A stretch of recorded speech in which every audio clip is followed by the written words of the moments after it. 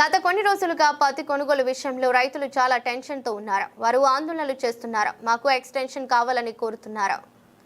నేను వారందరికీ తెలియజేయాలనిపించింది ఏమిటంటే, ఇటీవల నేను కాటన్ కార్పొరేషన్ ఆఫ్ ఇండియా CMDతో మాట్లాడాను.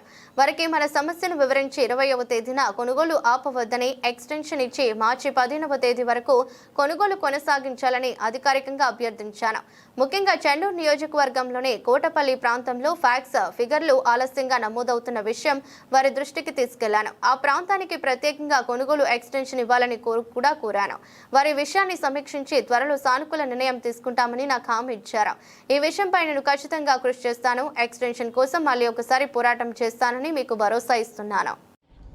మన తెలంగాణ రైతాంగానికి నమస్కారం. గత కొన్ని రోజులుగా పత్తి కొనుగోలు విషయంలో రైతులు చాలా టెన్షన్తో ఉన్నారు. వాళ్ళు ఆందోళన చేస్తున్నారు.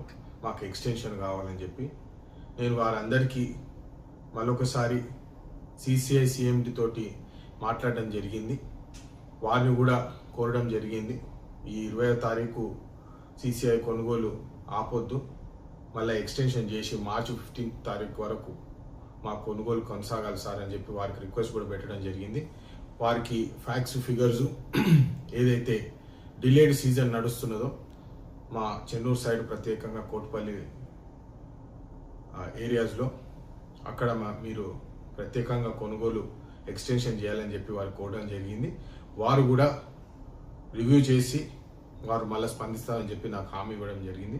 ఈ విషయం మీద నేను ఖచ్చితంగా కృషి చేసి ఎక్స్టెన్షన్ అయ్యేలాగా నేను మళ్ళీ ఒకసారి పోరాడతానని చెప్పి మీకు ఒక భరోసా ఇస్తున్నాను. జై హింద్, జై తెలంగాణ.